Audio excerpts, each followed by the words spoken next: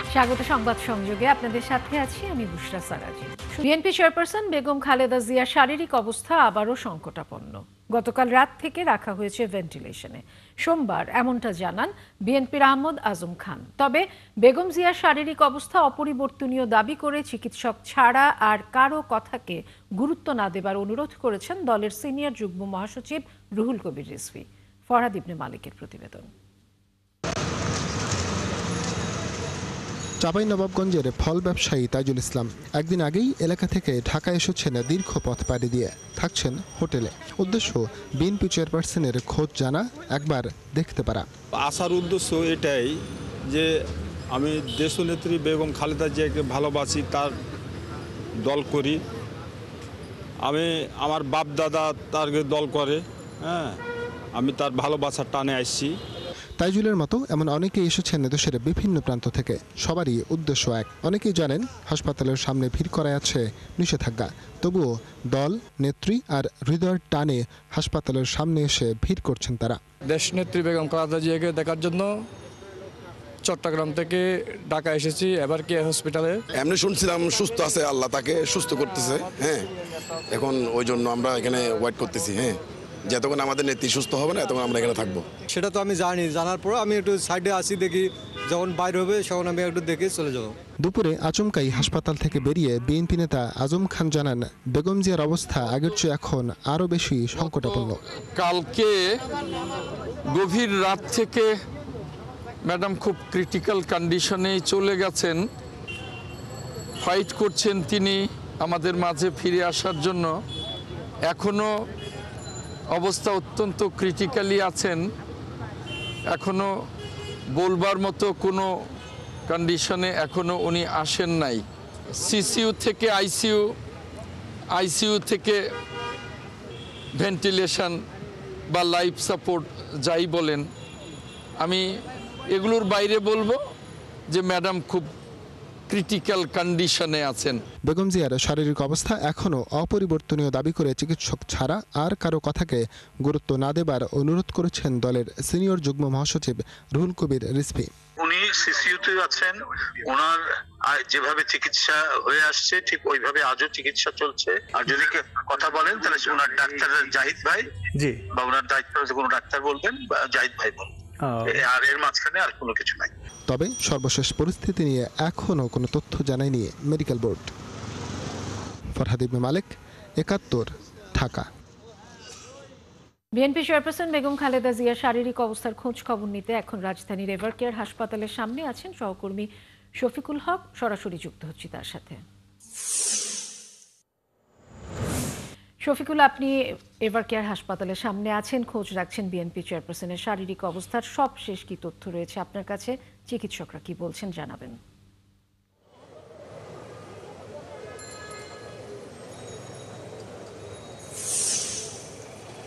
বুশরা, প্রতিবেদনে যেমনটি দেখছিলেন যে মেডিকেল বোর্ডের পক্ষ থেকে আনুষ্ঠানিকভাবে এখনো পর্যন্ত কোনো ব্রিফিং করা হয়নি। আমরা রয়েছি এবারকার হাসপাতালের সামনে এবং আমাদের কাছে সবশেষ যে তথ্য সেটি আগের তথ্যই রয়েছে আমাদের কাছে। বেগম খালেদা জিয়া সংকটাপন্ন অবস্থার মধ্যেই রয়েছেন। তবে কিছুক্ষণ আগে বিএনপির স্থায়ী কমিটির একটি বৈঠক শুরু হয়েছে বিএনপির ভারপ্রাপ্ত চেয়ারম্যান তারেক রহমানের সভাপতিত্বে। সেই বৈঠকটি গুলশানের যেই চেয়ারপারসনের রাজনৈতিক কার্যালয়, সেই কার্যালয়ে অনুষ্ঠিত হচ্ছে এবং আমরা যতদূর জানতে পেরেছি বেগম জিয়ার ব্যক্তিগত চিকিৎসক ডাক্তার এজেডএম জাহিদ হোসেন তিনিও স্কাইপের মাধ্যমে সেই বৈঠকে যুক্ত হয়েছেন এবং আমরা যতদূর ধারণা করছি আজকের এই বেগম জিয়ার চিকিৎসায় গঠিত যে মেডিকেল বোর্ড, সেই মেডিকেল বোর্ডের থেকে তথ্য উপাত্ত সংগ্রহ করে সেসব বিষয় নিয়ে পর্যালোচনা সেখানে হবে বা এই স্থায়ী কমিটির সেই বৈঠকেও কিন্তু এসব বিষয় নিয়ে আলোচনা হতে পারে এবং বেগম জিয়াকে দেশের বাইরে নেওয়ার যে একটি কথা বলা হচ্ছিল সে বিষয়ে কোনো আপডেট, কোনো তথ্য সেখান থেকে আসতে পারে কিনা আমরা সেটি জানার জন্য অপেক্ষা করছি। তবে আমরা এখন পর্যন্ত যেটি জানতে পেরেছি যে আজকে রাতে হয়তো একটি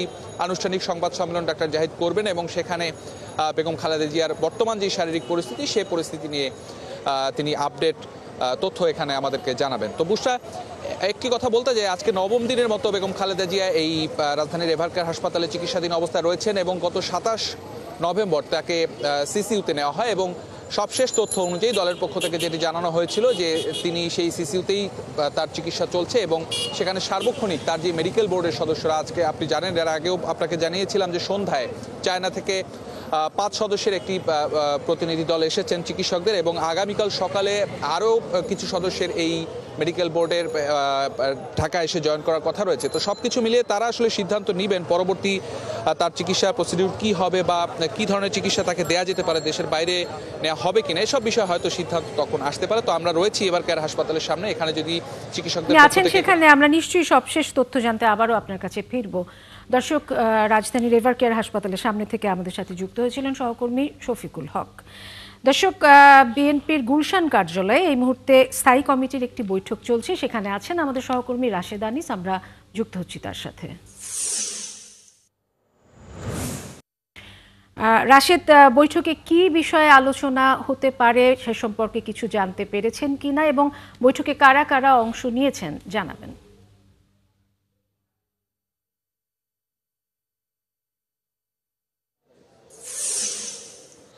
মূলত বুশরা, এই যে বৈঠকটি কিন্তু একটি গুরুত্বপূর্ণ বৈঠক, কারণ হচ্ছে বৈঠকটি কিন্তু পূর্ব ঘোষণা সেরকমভাবে ছিল না, হঠাৎ করে আসলে বৈঠকটি আয়োজন করা হয়েছে। এবং আমরা দেখেছি যে বিএনপি স্থায়ী কমিটির যারা সদস্য রয়েছিলেন তাদেরকে কিন্তু এখানে আসতে দেখেছি। আমরা দেখেছি বিএনপি মহাসচিব মির্জা ফখরুল ইসলাম আলমগীর তিনি এসেছেন, আমরা দেখেছি মির্জা আব্বাস বিএনপি স্থায়ী কমিটির সদস্য তিনি এসেছেন, আমির খসরু তিনি এসেছেন।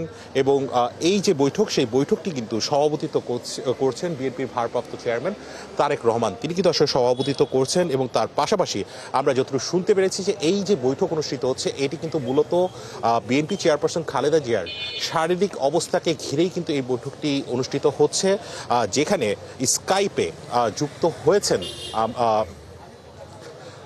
বিএনপির যে চেয়ারপারসনের ব্যক্তিগত চিকিৎসক, তিনি কিন্তু আসলে স্কাইপে যুক্ত হয়েছেন এবং সার্বিক অবস্থান সেই বিষয়টি জানিয়েছেন। মূলত এখানে কিন্তু আসলে আলোচনা হবে এবং পর্যালোচনা হবে যে তার শারীরিক কন্ডিশন এখন কি অবস্থায় আছে, এবং তারপর তাকে দেশের বাইরে পাঠানোর মতো কোনো রকমের কোনো পরিস্থিতি আছে কিনা আমরা কিন্তু এখানে জানতে পেরেছি যে সেই ধরনের বিষয়গুলো নিয়ে আলোচনা হচ্ছে। অল্প কিছুক্ষণের মাঝে কিন্তু আমরা জানতে পারবো যখন আসলে বৈঠকটি শেষ হবে, তখন কিন্তু।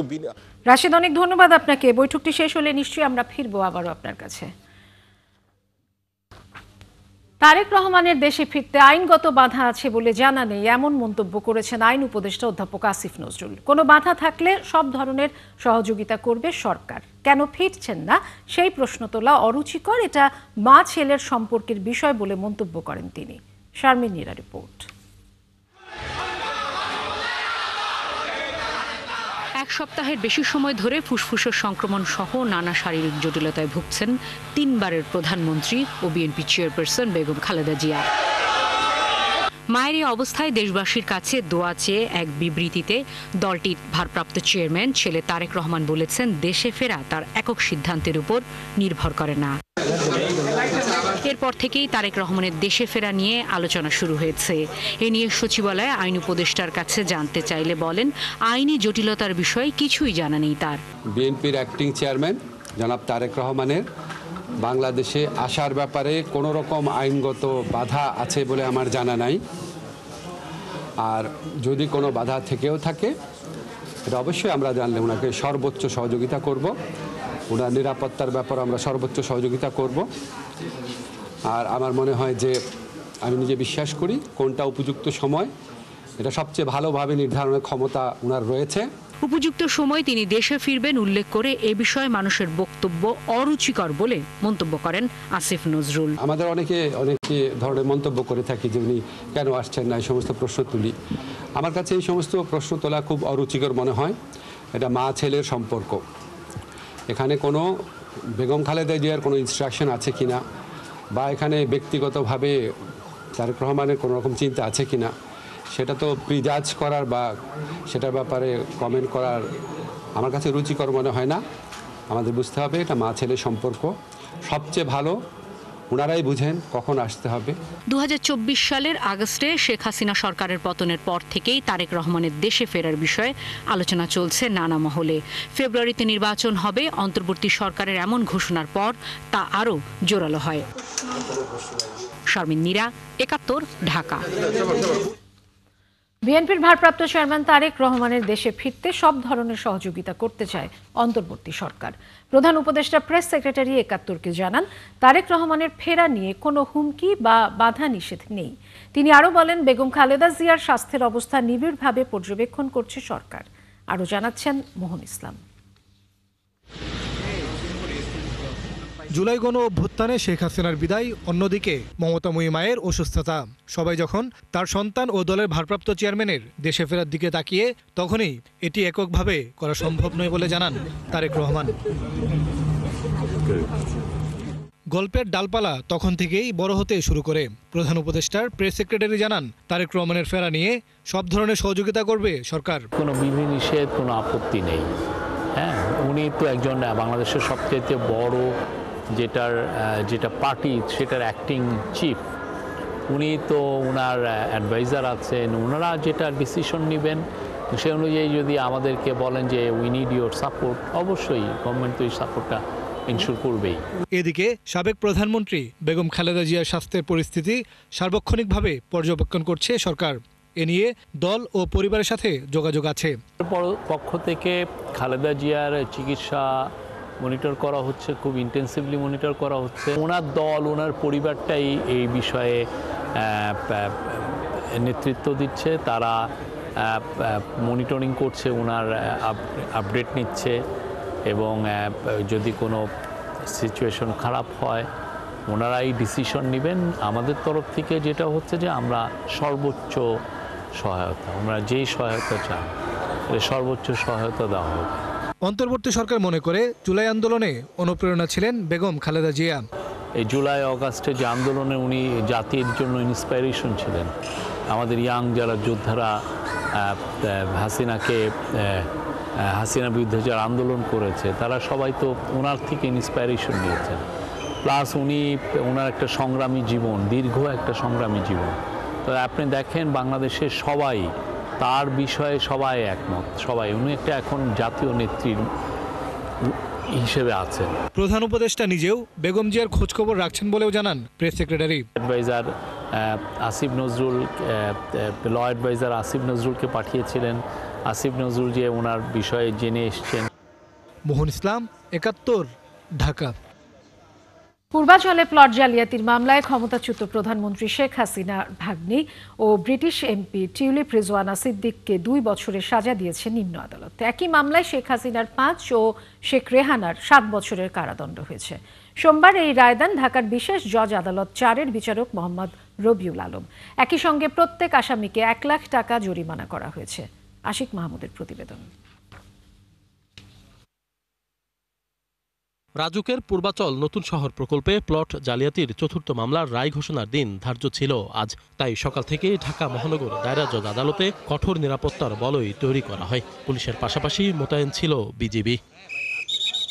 কঠোর নিরাপত্তার মধ্যেই সকালে আদালতে হাজির করা হয় এই মামলায় গ্রেপ্তার থাকা একমাত্র আসামি রাজুকের সাবেক সদস্য খুরশিদ আলমকে। তার উপস্থিতিতেই রায় ঘোষণা করেন আদালত। সব আসামির বিরুদ্ধে দুদকের অভিযোগ প্রমাণিত হয়। শেখ রেহানাকে 7 বছর, তার মেয়ে টিউলিপ সিদ্দিকিকে 2 বছরের কারাদণ্ড দেন আদালত।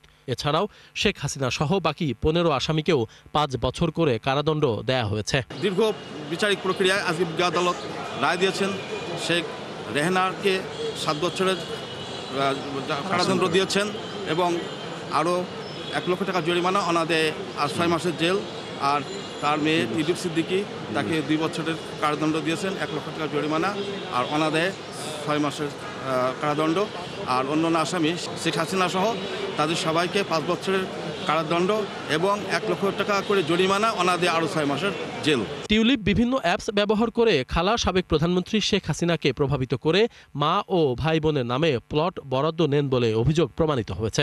এই বিষয়ে সাবেক প্রধানমন্ত্রীর একান্ত সচিব সালাউদ্দিন সহ 2 জন আদালতে স্বীকারোক্তি দিয়েছেন। টিউলিপ সিদ্দিকি তার খালাকে এই কথা বলেই প্রভাবিত করেছিলেন যে যেহেতু আপনি 3টি প্লট নিয়েছেন, আমার মা এবং ভাই বোনদেরকেও 3টি প্লট দিতে হবে। এই বিষয়গুলা আমরা গণভবনের কর্মকর্তা-কর্মচারী 2 জন সাক্ষী দিয়েছে এবং টিউলিপ সিদ্দিকি কিভাবে প্রভাবিত করেছে সেই বিষয়ে আদালতে আমরা সাক্ষী উপস্থাপন করেছি। বিভিন্ন অ্যাপস এবং টেলিফোনের মাধ্যমে দেশে আসিয়া প্রধানমন্ত্রীর সাবেক প্রধানমন্ত্রীর যে একান্ত সচিব ছিল সালাউদ্দিন সাহেব, তার মাধ্যমে ও প্রভাবিত করেছে। এইভাবে তার প্রভাবিত হওয়ার বিষয়টা প্রমাণিত হওয়ায় আদালত তাকে 2 বছরের কারাদণ্ড প্রদান করেছেন। রায়ের পর্যবেক্ষণে আদালত কোরআনের একটি আয়াতের উদ্ধৃতি দিয়ে বলেছেন, দুর্নীতিবাজ ও তাদের সহায়তাকারীরা সবাই অপরাধী। এটা আসলে বাংলাদেশের জনগণের জন্য আমি মনে করি যে এটা মাইল ফলক রায়, যে পরবর্তীতে যারাই আসবেন দেশের শাসন ক্ষমতায় তারা অন্তত একটু সতর্ক থাকবেন যে আমরা যেন কোনো দুর্নীতির সাথে জড়িত না থাকি, কারণ আইন সবার জন্য সমান এবং সাজা ভোগ করতে হয়। ক্ষমতা কারোরই চিরদিন থাকে না, তাকে অবশ্যই তাদের সবাইকেই এই বিষয়ে সতর্ক থাকতে হবে। এ সময় আদালত শেখ রেহানাকে বরাদ্দ দেয়া প্লটটি বাতিলের আদেশ দিয়েছেন। এর আগে একই অভিযোগে ৩ মামলায় শেখ হাসিনাকে ২১ বছর ও তার ২ সন্তান জয় ও পুতুলকেও ৫ বছর করে কারাদণ্ড দেন আদালত। আশিক মাহমুদ, ৭১, ঢাকা। গণঅভ্যুত্থানের ফসল বিএনপি ও জামাত সমানভাবে নিচ্ছে বলে মন্তব্য করেছেন জাতীয় নাগরিক পার্টি এনসিপির আহ্বায়ক নাহিদ ইসলাম। সোমবার এক দোয়া অনুষ্ঠানে এমন মন্তব্য করেন তিনি। জুলাই গণঅভ্যুত্থানে সংহতি জানানোর আরব আমিরাতে কারাভোগের পর প্রবাসীদের মুক্তি উপলক্ষে এই দোয়ার আয়োজন করে এনসিপি। অনুষ্ঠানে নাহিদ বলেন, একটি দল প্রকাশ্যে সংস্কারের বিপক্ষে অবস্থান নিয়েছে, আরেকটি গোপনে। শুধু সরকার পরিবর্তনের জন্য নয়, এবারের ভোট সংস্কারের পক্ষে বিপক্ষের ভোট হবে বলেও মন্তব্য করেন তিনি। বিএনপি চেয়ারপারসন বেগম খালেদা জিয়ার অসুস্থতার জন্য আওয়ামী লীগ ও জাতীয় পার্টিকে দায়ী করেন দলটির মুখ্য সংগঠক নাসির উদ্দিন পাটোয়ারি। ভারতকে উদ্দেশ্য করে তিনি বলেন, বাংলাদেশের মানুষ দাদাগিরি মেনে নেবে না। যে কোনো শহীদ পরিবার, জুলাই যোদ্ধা যদি সরকারি অফিসে বা কোনো একটা জায়গায় কোনো একটা হাসপাতালে যায়, সাহায্য সহযোগিতার জন্য যায় বা অন্য কোনো দলের কাছে যায়, তারা বলে যে এটা এনসিপির দায়িত্ব। অর্থাৎ দায়িত্ব নেবার বেলায় এনসিপি, কিন্তু ফসল ভোগ করার বেলায় তখন বলবে গণঅভ্যুত্থান সবার, আমরা সবাই ছিলাম। বলে আমাদের এটাতে কোনো সমস্যা নেই, আমরা অবশ্যই দায়িত্ব নিব এবং ফসলও সবাই আপনারা নেন, আমাদের কোনো সমস্যা নাই। কিন্তু আমাদের অনুরোধ থাকবে, আহ্বান থাকবে যে গণ অভ্যুত্থানের পরে বাংলাদেশ যেই দিকে যাওয়ার কথা ছিল, বাংলাদেশ সেই দিকে আগানোর কথা ছিল, সেই রাস্তা আপনারা অবরুদ্ধ করবেন না, বাধা হয়ে দাঁড়াবেন না। খালেদা জিয়ার যে পরিস্থিতি রয়েছে, এই পরিস্থিতির জন্য কিন্তু শেখ হাসিনা দায়ী, এই পরিস্থিতির জন্য জাতীয় পার্টি দায়ী। এই জন্য শেখ হাসিনার বিষয়ে যে আমাদের অবস্থান, বিএনপি এবং জামায়াত ইসলামীকে জাতীয় পার্টি সম্পর্কে একই অবস্থান নিতে হবে। এখানে কোনো কুসুম প্রেম চলবে না। সর্বোচ্চ আদালতের রায়ের ২৬ বছর পর নির্বাহী বিভাগ থেকে আলাদা হয়েছে বিচার বিভাগ। সুপ্রিম কোর্ট সচিবালয় গঠন করে রোববার রাতেই অধ্যাদেশ জারি করেছে সরকার। বিচার বিভাগ পৃথক চেয়ে রিটকারী সাবেক বিচারক মাজদার হোসেন বলছেন, এর ফলে বিচার বিভাগ স্বাধীনভাবে কাজ করতে পারবে। আর আইনজীবীরা জানান, এই স্বাধীনতার অপব্যবহার যেন না হয় সেদিকে খেয়াল রাখতে হবে। মাইনুল মারুফের প্রতিবেদন। ১৯৯৯ সালের ঐতিহাসিক মাজদার হোসেন মামলার রায়ে বিচার বিভাগকে নির্বাহী বিভাগ থেকে পৃথক করার নির্দেশ দেন আপিল বিভাগ, কিন্তু সেই রায়ের পূর্ণ বাস্তবায়ন দীর্ঘদিন অপূর্ণই ছিল। ফলে নিম্ন আদালতের বদলি, পদোন্নতি শৃঙ্খলা সহ গুরুত্বপূর্ণ সিদ্ধান্তে আইন মন্ত্রণালয়ের প্রভাব থেকে যায়। ২০০৭ সালে আংশিক বাস্তবায়নের পর ২৪-এর গণঅভ্যুত্থানের পর নতুন করে গতি পায় এই প্রক্রিয়া। দায়িত্ব নেওয়ার পর প্রধান বিচারপতি ডক্টর সৈয়দ রেফাত আহমেদ বিচারপতিদের মতামত নিয়ে অর্গানোগ্রাম, খসড়া অধ্যাদেশ ও সাংবিধানিক সুপারিশ সহ পূর্ণাঙ্গ প্রস্তাব পাঠান সরকারকে। অবশেষে রবিবার রাতে রাষ্ট্রপতির নির্দেশে জারি হলো সুপ্রিম কোর্ট সচিবালয় অধ্যাদেশ ২০২৫, যার মধ্য দিয়ে প্রথমবারের মতো বিচার বিভাগ পেল নিজেদের স্বাধীন প্রশাসনিক কাঠামো। ক্ষমতাবানদের চোখ রাঙানি উপেক্ষা করে সংবিধান অনুযায়ী বিচার বিভাগ পৃথক চেয়ে ২ দশকেরও বেশি সময় আগে রিট করেন সাবেক বিচারক মাজদার হোসেন। তিনি বলছেন, এখন থেকে বিচার বিভাগ স্বাধীন। জুডিশিয়ারিকে যদি পৃথক কর্ম পরিবেশ না দেওয়া হয়, জনগণের জন্য যদি জামিন বলেন, রায় বলেন, মৃত্যুদণ্ড বলেন, আর জমিজমার বা ফান্ডামেন্টাল রাইটের বিচার বলেন, এটা নিরপেক্ষভাবে কোনো প্রভাব ছাড়া, কোনো ইন্টারফেয়ার ছাড়া করতে হবে। কিন্তু ৫৪ বছরে আমরা দেখেছি এটা নানান ক্ষেত্রে সম্ভব হয়নি। নতুন অধ্যাদেশ অনুযায়ী গঠিত হবে সুপ্রিম কোর্ট সচিবালয় কমিশন। সেখানে থাকবেন প্রধান বিচারপতি, আইনমন্ত্রী, আপিল বিভাগের বিচারপতি, মানবাধিকার কমিশনের চেয়ারম্যান ও অ্যাটর্নি জেনারেল। বিচার বিভাগের বাজেট, আয় ব্যয় বিবরণী এবং উন্নয়ন বা কারিগরি প্রকল্প গ্রহণেও আধিপত্য থাকবে সচিবালয়ের। ৫০ কোটি টাকার মধ্যে প্রকল্প অনুমোদন দিতে পারবেন প্রধান বিচারপতি। এর বেশি হলে যাবে একনেকের নির্বাহী কমিটিতে। এখন বিচারকদেরকে মনে রাখতে হবে যে জাতির একটা গুরুত্বপূর্ণ জায়গায় তারা যে দায়িত্বটা পালন করছেন সেটা যাতে সব সময় জনগণের প্রত্যাশা পূরণ করতে পারে। সুপ্রিম কোর্ট এবং আইন মন্ত্রণালয়ের মধ্যকার যে দ্বৈত শাসন তার একটা অবসান ঘটবে, এটা আমি বিশ্বাস করি। আমি এও আশা করব যে আমাদের অধস্তনের বিচারকরা এই স্বাধীনতা অর্জন করার পর তারা বিচারিক যে সমস্ত শৃঙ্খলাজনিত বিধি আছে তা মেনে চলবেন। অধ্যাদেশ জারির ফলে এখনই সুপ্রিম কোর্ট সচিবালয়ের কার্যক্রম শুরু হবে। তবে এই অধ্যাদেশ উপস্থাপন করতে হবে নতুন সংসদের প্রথম অধিবেশনেই। এ নিয়ে আইন প্রণয়ন বা বাতিলের ক্ষমতা রাখে জাতীয় সংসদ। মাইনুল মারুফ, ৭১, ঢাকা। চলতি বছর বিশ্ববাজারে $2.25 বিলিয়ন পোশাক বেচাকেনা হয়েছে। এর মধ্যে বাংলাদেশের রপ্তানি ছিল প্রায় $40 বিলিয়ন, অর্থাৎ মাত্র 2.25%। তবুও বৈশ্বিক রপ্তানিকারকদের তালিকায় দ্বিতীয় স্থানে বাংলাদেশ। পূর্বাচলে এক সেমিনারে সোমবার তথ্য জানান নিট পোশাক শিল্প মালিকদের সংগঠন বিকেএমই এর নেতারা। তারা বলেন, ম্যানমেড ফাইবার বিনিয়োগ, প্রযুক্তিতে দক্ষতা বৃদ্ধি, বহুমুখী পণ্য ও বাজার নিশ্চিত করা গেলে রপ্তানি $100 বিলিয়ন পৌঁছাবে। কিন্তু অনুকূল পরিবেশের অভাবে তা একরকম স্থবির হয়ে আছে। উল্টো এলডিসি গ্র্যাজুয়েশন ঘিরে বৈশ্বিক প্রতিযোগিতার সক্ষমতা নিয়ে অনিশ্চয়তা দেখা দিয়েছে। এজন্য সরকারকে প্রয়োজনীয় পদক্ষেপ নেওয়ার আহ্বান জানান বক্তারা।